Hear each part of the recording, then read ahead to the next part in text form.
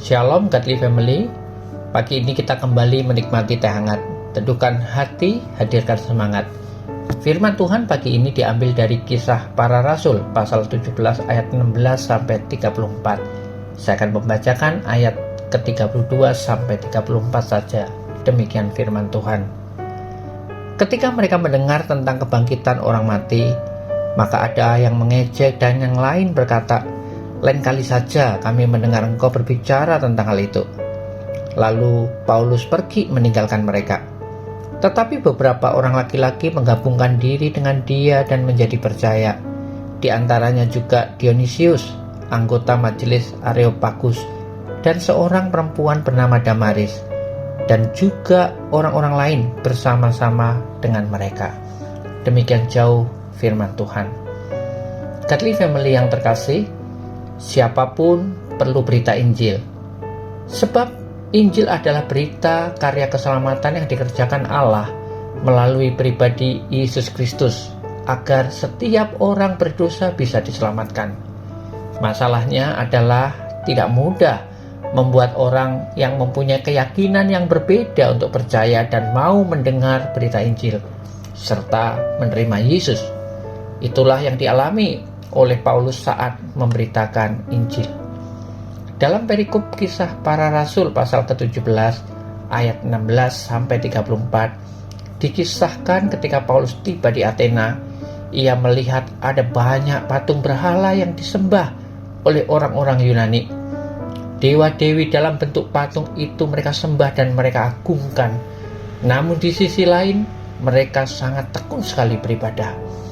Keadaan itu dilihat dan digunakan Paulus dengan sebaik-baiknya sebagai kesempatan untuk memberitakan Injil Tuhan Yesus Kristus. Hal pertama yang dilakukan Paulus adalah belajar mengenal orang-orang Athena lebih dekat, sehingga Paulus beroleh kesempatan untuk berbicara di forum resmi mereka. Maka Paulus pun berani berbicara tentang Allah sebagai pencipta dan pemelihara ciptaannya, yang menghendaki semua orang bertobat dan diselamatkan melalui Yesus Kristus, anaknya yang mati dan bangkit untuk menebus umat manusia. Namun, tidak semua pendengarnya merespon dengan baik berita Injil yang disampaikan Paulus. Meskipun orang-orang Yunani adalah kelompok orang yang sangat terbuka terhadap berbagai ajaran dan pengetahuan yang baru, namun tidak mudah bagi mereka untuk percaya. Hal itu terlihat tidak sedikit dari mereka yang mengejeknya. Godly Family yang terkasih, lalu apakah upaya Paulus dalam memberitakan Injil inisiasinya? Ternyata tidak.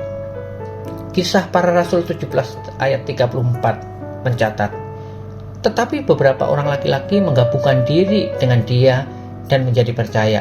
Di antaranya juga Dionysius, anggota majelis Areopagus, dan seorang perempuan bernama Damaris, dan juga orang-orang lain bersama-sama dengan mereka. Mereka inilah yang kemudian menjadi cikal bakal jemaat yang ada di sana. Sekali lagi, bahwa setiap firman Tuhan yang disampaikan atau ditaburkan tidak akan pernah kembali dengan sia-sia, apalagi jika disampaikan dengan penuh kesungguhan dan ketulusan seperti yang dilakukan Paulus. Maka Roh Kudus akan bekerja di saat Injil itu diberitakan. Godly Family yang terkasih, yang menjadi refleksi bagi kita sebagai anak-anak Tuhan melalui kisah ini. Bagaimana reaksi kita melihat begitu banyak orang yang belum mengenal Kristus, yang mungkin setiap hari kita bertemu dan berinteraksi dengan mereka, apalagi sebagian dari mereka bahkan begitu giat dalam ritual peribadatan yang mereka lakukan. Namun, mereka bukan menyembah Allah yang benar dalam pribadi Yesus Kristus. Akankah kita juga memiliki keberanian seperti Paulus untuk menggunakan kesempatan yang ada memberitakan Injil agar mereka semua berbalik kepada Kristus? Sebab Alkitab dengan jelas memberitahukan kepada kita bahwa hanya di dalam Kristuslah kita beroleh keselamatan dan dapat hidup berkenan kepada Allah.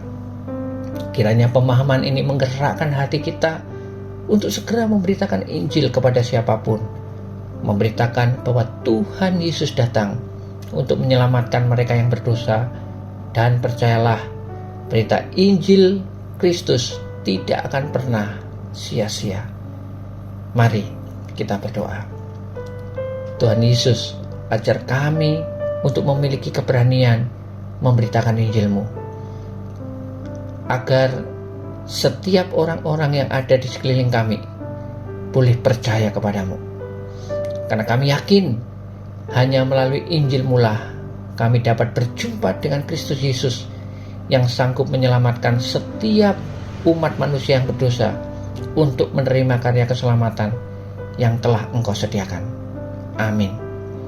Kati family yang terkasih, selamat beraktivitas. Tuhan Yesus menyertai dan memberkati Anda sepanjang hari ini.